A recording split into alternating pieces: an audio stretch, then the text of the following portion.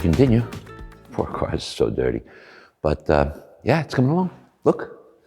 I know it looks ugly, but we have to have plastic to protect them because the people that are here standing are just, they make a mess. But if you look underneath here, you'll see that the AC heating and air conditioning units are in, both of them.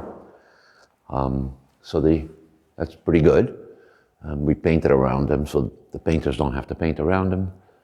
And this morning we are going to try and get the final hookup done outside in terms of the electricity and also the Freon or whatever the coolant is or whatever it is they use.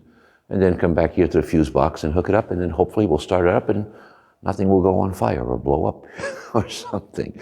So we'll see what happens later. Welcome to the continuing adventures of the Little Red House. So yeah, quite a bit more progress. Jason and I started working on the door insulation. Looks pretty good, right? Not quite happy yet. It wants to bunch up a little bit when we open the door. Not too bad, but a little bit. But it's working, and a few more ideas. I think maybe some powerful magnets. We should try to test the magnets, Jason, okay? But boy, what a difference it makes. And it's only one layer. We're going to put at least 2 layers. So it's very nice. And up there, you can't see it, but there's a gap behind the door, right? And we were trying to figure out how do we fill that gap with something that stays there, but provides insulation value. And we got these really heavy-duty thermal insulating blankets, and we folded them, and they're actually screwed into the wall, and they fall in behind the door. And the door skips past them and skips past them, and perfectly sealed up there. Beautiful. That worked out. They've been priming, as you can see. So the place is primed. The heaters are in. Unfortunately, you can't see them because we haven't covered so they don't get yuck all over them.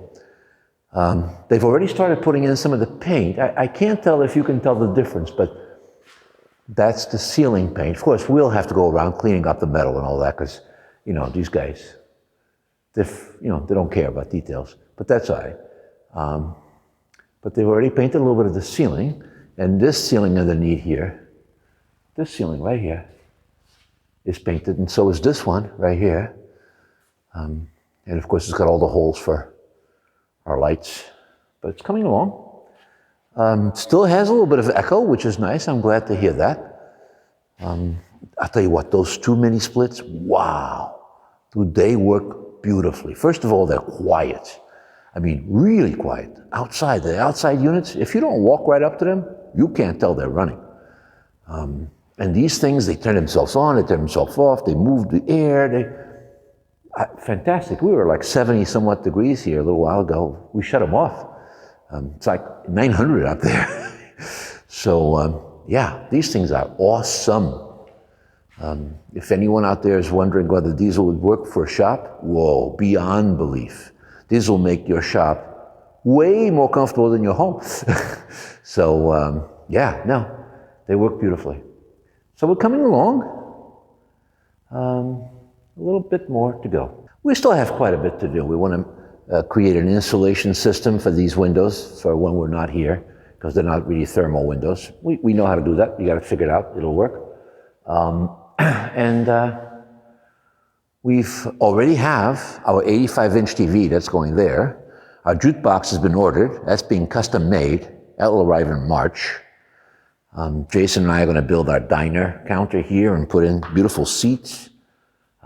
We already have the credenza that goes underneath the TV. We just have to put it together.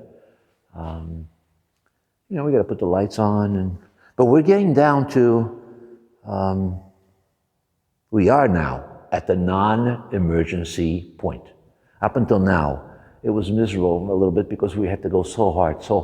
We had to catch up to the sheetrock guys, and we had to catch up to the painters, and we had to get the inside, and then the electrician guy, and we just couldn't catch up, And now we have this, and we wanted to get the heaters in because of the winters coming in, I want to get the Ferrari and the Ford and all that out of the other garage, so Jason and Dagmar can have their cars in the garage. So we had to get the doors insulated. But now that we have the doors working, the heater's working, it's perfectly comfortable in here, we can bring up the other cars, they can be stored in here once the painters are out of the way, and Jason and Dagmar can have the other garage, and then we can work on this garage nice and easy, at a, well, relatively easy pace. I'm not big on patience, so relatively easy. But certainly not as hard as we have been going. So yeah, it's going along. We did not do an installation video on how to install these. There's plenty of them on the internet, and there's some very good ones out there. All I have to say is, these are nothing. These are easy to put in, you know. Very easy to put in, very powerful, very quiet, very versatile. I haven't hooked them up to the internet yet, but I understand the app is beautiful. So yeah, you know, we'll have to work on the flooring, molding, you know, but we can do all that a little at a time. It's warm in here, it's comfortable. It's freezing cold outside, it's nice in here. So, you know, we can come in here, work for a couple of hours, go back, come back another day, you know. So we're at this stage. I'm very happy to see us this stage. I'm glad you stopped by to see us.